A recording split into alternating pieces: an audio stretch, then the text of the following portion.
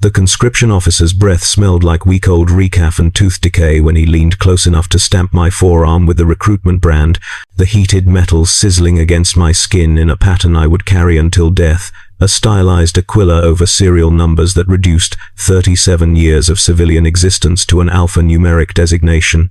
I was Harrick Venn, textile merchant of Quintus Hive's middling commercial district, husband to Sarah, father to twin daughters who were 11 years old, and whose faces I would try desperately to remember in the months to come, but which would fade nonetheless, eroded by exhaustion and trauma, until all I could recall was the general impression of laughter, the sense that I had once known joy. The officer said nothing about why we were being taken, offered no explanation for the sudden sweeps through the commercial sectors, the Arbites squads breaking down doors and dragging out men and women between the ages of 15 and 55, the transports idling in the streets with their cargo bays already half full of confused, terrified civilians who had committed no crime except existing at the moment when the administratum's tithe quota came due, and the local guard regiments required bodies to replace casualties from campaigns whose names and purposes would never learn. I asked where we were going, what we were expected to do, how long we would be gone, and the officer struck me across the mouth with his data slate, splitting my lip, and said in a voice utterly devoid of affect, "You are Imperial Guard now. Questions are inefficiency. Inefficiency is heresy. Move."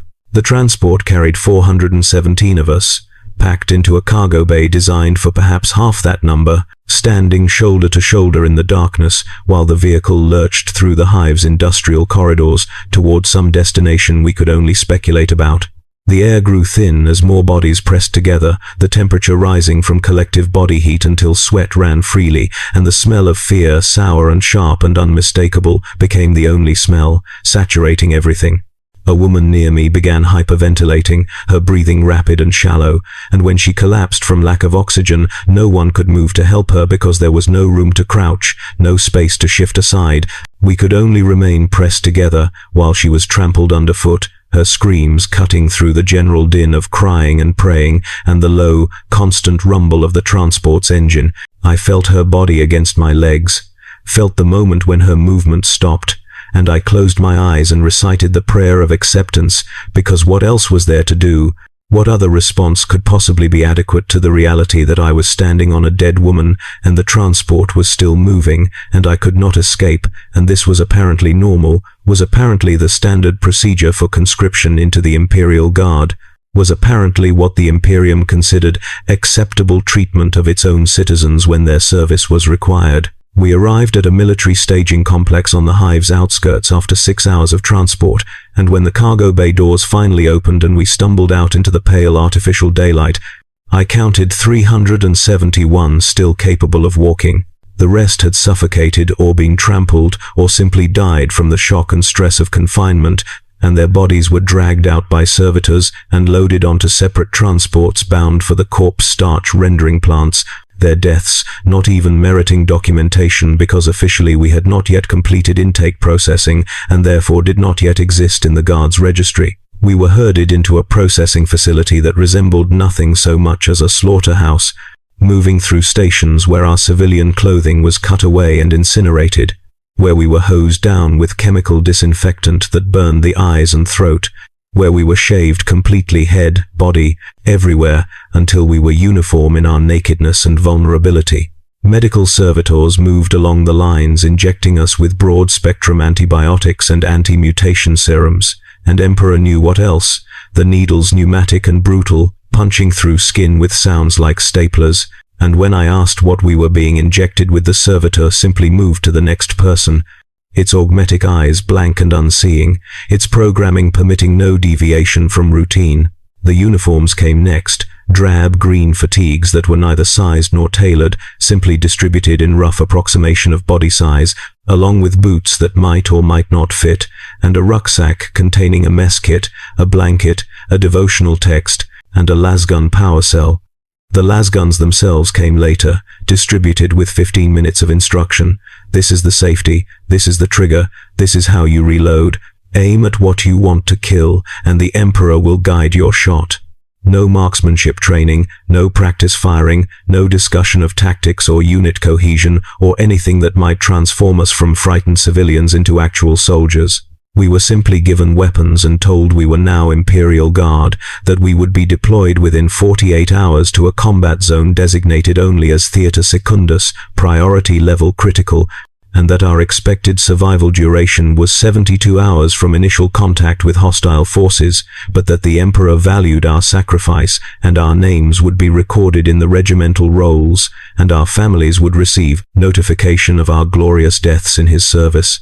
This was a lie. Of course our families would receive nothing, would never learn what became of us, would be left to wonder and mourn and eventually forget, but the officer who briefed us seemed to believe it, seemed genuinely convinced that we should feel honored by our sudden transformation from productive citizens into expendable ammunition, and his sincerity was somehow more horrifying than outright cynicism would have been. The barracks where we spent those 48 hours before deployment were converted warehouse spaces, concrete floors and metal walls, and inadequate heating, rows of thin mattresses laid directly on the ground with barely a meter between them. They fed us twice daily, grey nutrient paste dispensed from industrial drums into our mess kits, and the taste was somewhere between cardboard and spoiled vegetables. But we ate because not eating meant starvation, and starvation meant death before we even reached the battlefield. I tried to sleep, but sleep was impossible. The barracks filled with constant noise, crying, praying, arguing, the sounds of people vomiting from stress or bad food, or the various injections still working through our systems. A man 3 mattresses over hung himself from an overhead pipe using his uniform belt, and when we found him in the morning, the commissars who arrived to investigate displayed no sympathy, simply cut him down, and announced to the assembled conscripts that cowardice was punishable by execution, and that he had saved them the ammunition, but that anyone else attempting similar desertion would be shot publicly as an example. They left his body hanging there for the rest of the day, a warning and a reminder, and we ate our evening ration of nutrient paste beneath his swaying corpse, and tried not to think about how that could easily be any of us, how we were all one moment of despair away from the same fate. The transport to the combat zone was a void-capable bulk carrier that had been hastily converted for troop movement, its cargo holds fitted with temporary seating, metal benches bolted to the deck with no restraints or safety equipment, and we were loaded aboard with 30,000 other conscripts drawn from across the hive, packed into spaces that should have held perhaps a third that number. The voyage lasted 6 weeks, and those weeks were a special kind of hell, a liminal nightmare where time lost meaning and existence contracted to the immediate physical reality of sitting shoulder to shoulder with strangers, breathing recycled air that tasted like machine oil and sweat, eating twice daily from the same grey nutrient paste dispensed from the same industrial drums, sleeping in shifts because there wasn't room for everyone to lie down simultaneously. Disease spread rapidly in such conditions: respiratory infections, digestive ailments, skin conditions that spread through contact, and the medical facilities were non-existent. Just a single Medicae station staffed by an overwhelmed surgeon who treated only the cases that were immediately life-threatening and let everything else run its course. I developed a persistent cough in the 3rd week, hacking up phlegm that was sometimes streaked with blood, and I waited 7 hours in the medical queue only to be told that it was probably just bronchitis and that I should drink more water and pray to the Emperor for strength.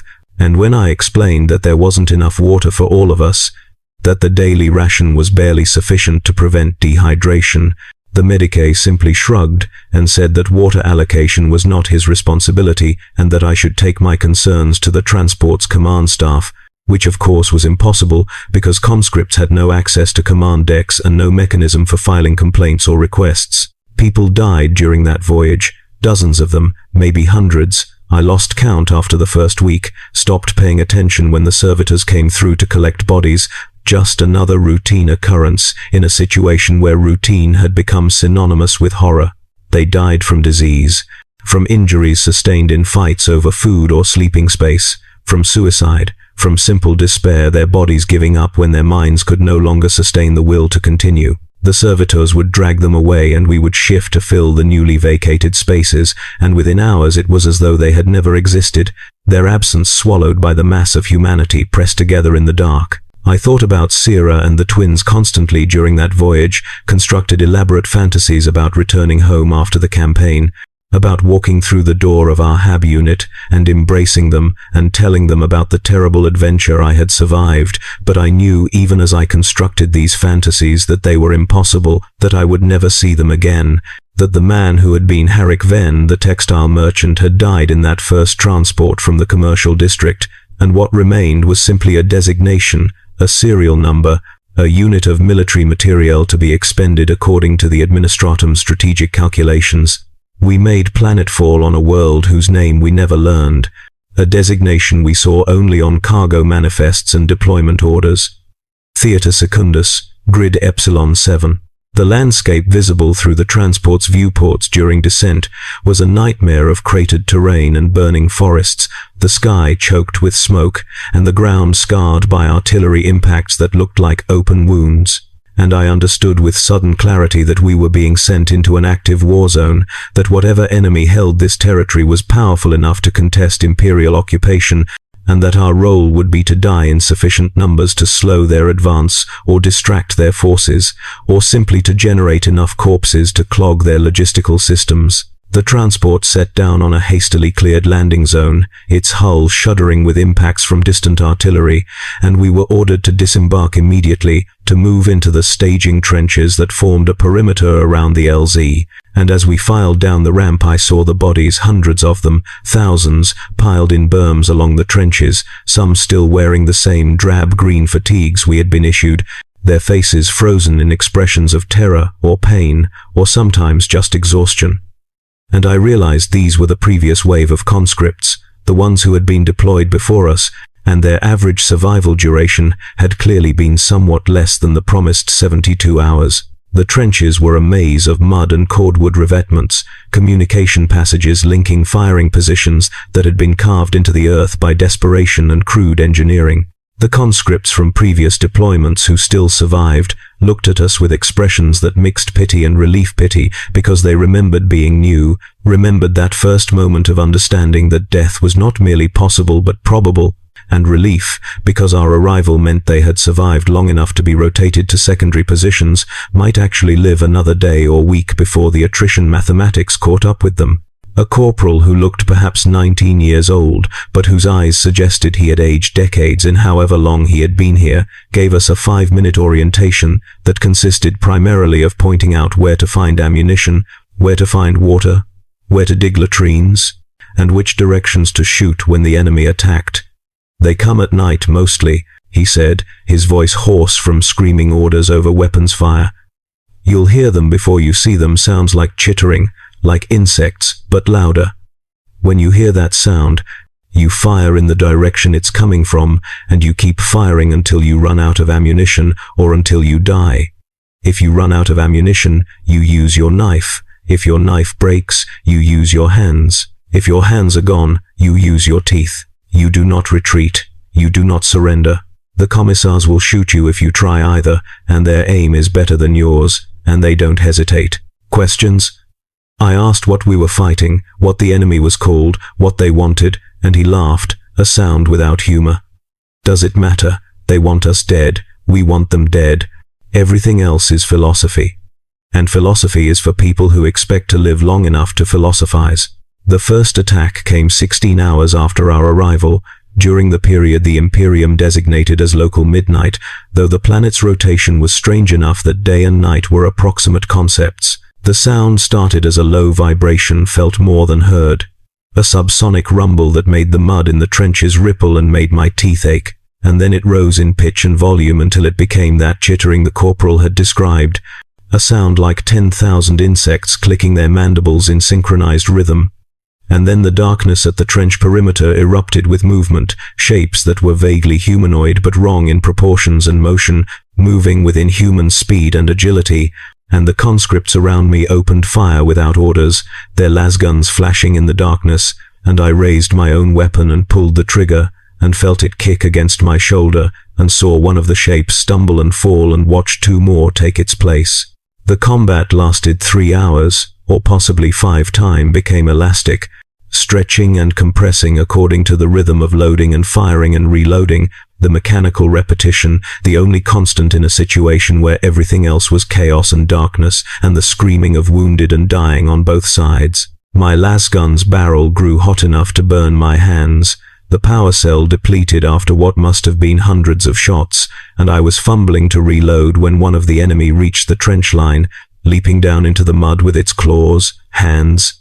The distinction was unclear, reaching for my throat, and I stabbed it with the combat knife we had been issued, the blade punching through whatever served as its torso, and felt hot fluid spray across my face, and tasted something that was simultaneously bitter and sweet and utterly alien, and it died with a sound like steam escaping from a ruptured pipe, and I rolled its body aside and continued firing at the shape still coming over the parapet. When dawn came, announced not by sunrise but by a marginal increase in ambient light that barely qualified as visibility, we counted casualties.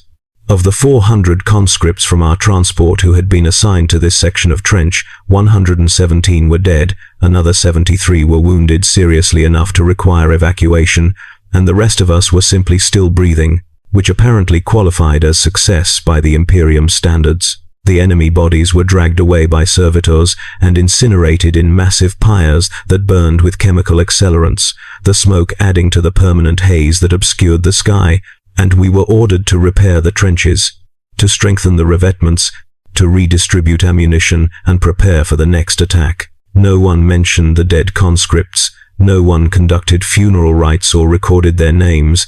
Their bodies were simply added to the berms, additional reinforcement for trench walls that were already built partially from the compressed corpses of previous defenders. I found myself working next to a woman whose arm had been partially severed during the combat, the limb hanging by tendons and strips of flesh, and she was using her remaining good hand to fill sandbags while blood ran down her side and soaked into the mud. And when I suggested she should seek medical attention, she looked at me with eyes that had gone flat and distant and said, "They'll just send me back here after they patch it up. Might as well keep working." The attacks came nightly, sometimes twice nightly, and each attack depleted our numbers by 20 or 30 or 50, and each morning new conscripts arrived to fill the gaps, fresh civilians dragged from their homes and thrust into this meat grinder with the same 15 minutes of instruction we had received, the same inadequate equipment, the same crushing realization that survival was not a function of skill or courage, but purely mathematical probability stretched across time until inevitably the numbers caught up with you. I survived the first week through luck, the second week through developing an animal awareness of when to duck and when to fire, and where to position myself in the trench to minimize exposure, the third week through a growing numbness that insulated me from the horror just enough to keep functioning. The cough I had developed during the void transit worsened, became a wet, rattling thing that left me spitting blood-tinged phlegm into the mud. But there was no time or resources for treatment, and it simply became another discomfort added to the catalogue of discomforts that constituted existence in the trenches. I stopped thinking about Sierra and the twins, found that I couldn't recall their faces anymore, could access only the intellectual knowledge that I had once possessed a family, had once lived a life that included something other than mud and fear, and the nightly ritual of killing things I didn't understand in service to an Imperium that had given me no choice and would offer no recognition should I survive. The Commissars shot a conscript named Darren on my 27th day in the trenches, executed him publicly for the crime of suggesting we might retreat to secondary positions during a particularly intense attack. Darren had been a scholar before conscription, had taught literature at one of the Hive's middling academies, and he made the mistake of applying logic to a situation where logic was considered sedition, pointed out that our current positions were tactically untenable, and that withdrawing 300 meters would provide better fields of fire and reduce our casualty rate. The Commissar let him finish his argument, let him speak for perhaps 2 full minutes while the rest of us listened in silence, and then drew his bolt pistol and shot Darren in the forehead, the bolt round detonating inside his skull and removing everything above his jawline in a spray of bone and brain matter. "Anyone else want to discuss tactics?" the Commissar asked, his voice pleasant and conversational, as though he had just offered us refreshments rather than executed a man for the crime of intelligent analysis. No one spoke. We returned to our firing positions and continued the night's combat, and Derin's headless body remained propped against the trench wall for 3 days before the servitors came to collect it, a reminder that death from the enemy was at least quick and impersonal, while death from the Imperium's own enforcement apparatus was deliberately theatrical, designed to terrorize the living into continued compliance. I stopped being Harik Ven sometime during the 2nd month. The transformation was gradual, erosion rather than rupture. The civilian identity I had carried for 37 years, simply worn away by exhaustion and trauma and the grinding monotony of nightly combat until nothing remained except the serial number branded on my forearm and the reflexes that kept me loading and firing and surviving. I no longer dreamed of home, no longer constructed fantasies about return or reunion, no longer maintained any conception of life beyond the trenches, because such conceptions required a future tense, and future tense was a grammatical luxury I could no longer afford. There was only the present, the mud, the weight of the lasgun, the taste of recycled water and nutrient paste, the sound of incoming artillery, the smell of burning flesh and chemical accelerants, and my own unwashed body. I became an efficient component in the Imperium's military apparatus, performing my designated function without complaint or deviation, and if some fragment of my original consciousness still existed deep in the recesses of my mind, if some part of me still remembered being human rather than simply being alive, I couldn't access it anymore, couldn't afford to access it, because feeling anything would mean feeling everything, and feeling everything would mean madness, or death, or both.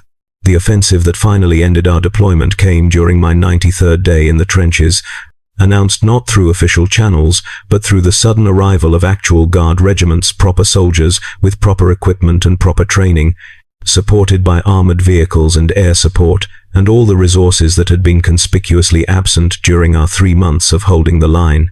We were pulled from the trenches and marched to secondary positions, no longer needed now that competent forces had arrived to actually win the engagement we had simply been expected to survive, and I watched the proper soldiers advance past us with expressions of contempt barely concealed, their uniforms clean and their weapons well maintained, and I understood finally what we had been, not soldiers but obstacles, not military assets but expendable terrain denial, bodies whose only purpose was to slow the enemy advance through the simple physics of dying in sufficient quantity. Of the 417 conscripts who had traveled with me from Quintus Hive, 11 of us survived to reach the secondary positions. The rest were buried in the mud or incinerated in the pyres, or simply missing, their bodies lost somewhere in the 3-month fog of nightly combat.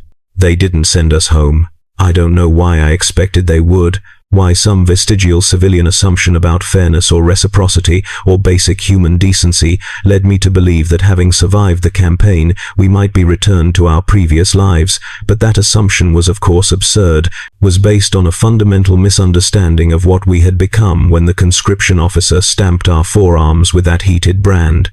We were property now, Imperial Guard, regardless of training or aptitude or consent, and property didn't retire or resign or request reassignment to civilian status. They loaded us onto transports bound for a different theater, a different planet, a different war, and the cycle began again: the deployment, the trenches, the nightly combat, the gradual attrition of whoever we had been before until nothing remained except the serial number and the reflexes and the grinding acceptance that this was life now, that this was what happened when civilians were dragged into the Imperial Guard, that this was the reality beneath the propaganda posters and recruitment slogans and tales of glorious military service. I am writing this testimony during a brief lull between deployments, scratching words onto scraps of parchment I've scavenged from discarded supply manifests, knowing it will never reach anyone who could use it to change anything, that the Imperium's conscription machinery will continue grinding civilians into casualties, regardless of how many testimonies like this accumulate in forgotten archives. I am writing it because the act of writing is the last thing I can do that resembles the person I used to be, the last connection to Harik Ven, the textile merchant, who had opinions and preferences and family and future. I am writing it so that someone, somewhere, might understand that when they see the Imperial Guard marching in victory parades, when they hear the stirring speeches about duty and honor and service, they should understand that behind those formations are people who never chose this, who were simply in the wrong place when the quota came due, who are transformed from citizens into ammunition without trial or appeal, or even basic acknowledgement of their previous existence. The Emperor protects, they tell us. The Emperor provides, they inscribe on our weapons and armor. But the Emperor did not protect me from conscription, did not provide training or equipment or leadership adequate to the threats we faced, did not prevent the deaths of 406 people whose crime was existing in the same hive when the administratum needed bodies. The Emperor, if he notices us at all, notices us only as numbers in a ledger, acceptable losses in campaigns whose strategic importance will never be explained to those who die implementing them. We are not soldiers. We are not heroes. We are the price the Imperium pays for maintaining its wars, the raw human material fed into a machine that has been running for 10,000 years and which will continue running for 10,000 more, and our suffering is not anomalous or exceptional, but simply standard operating procedure, the expected cost of Imperial administration. I was Harik Ven. I had a wife and children. I sold textiles in a middling commercial district. I paid my tithes and attended chapel and never once questioned the Imperium's authority because questioning was dangerous and compliance was survival. And then compliance stopped being enough and I was dragged into the Imperial Guard and everything I had been was erased and replaced with a designation, and I will die on some planet whose name I will never learn, in some war whose purpose I will never understand, and my death will be recorded as acceptable losses in the campaign summary, if it is recorded at all, and Sarah and the twins will never know what became of me, will be left with only absence and questions that will never be answered.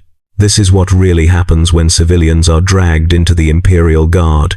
We are not forged into heroes. We are simply used until we break, and then we are replaced. And the machine continues its grinding operation.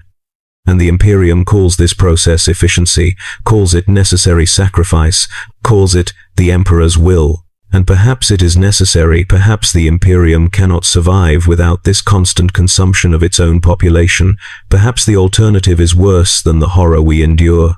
But necessity does not make it just, does not make it holy, does not transform institutional cruelty into divine purpose. I am Guard, serial number E9773421 VEN-H.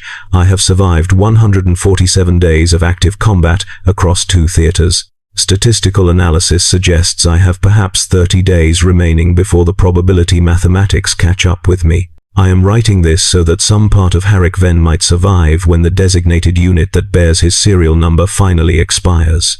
I am writing this because bearing witness is the only resistance available to those who have been conscripted into machinery too vast to fight. The Emperor protects those whom the Imperium requires. The rest of us simply die.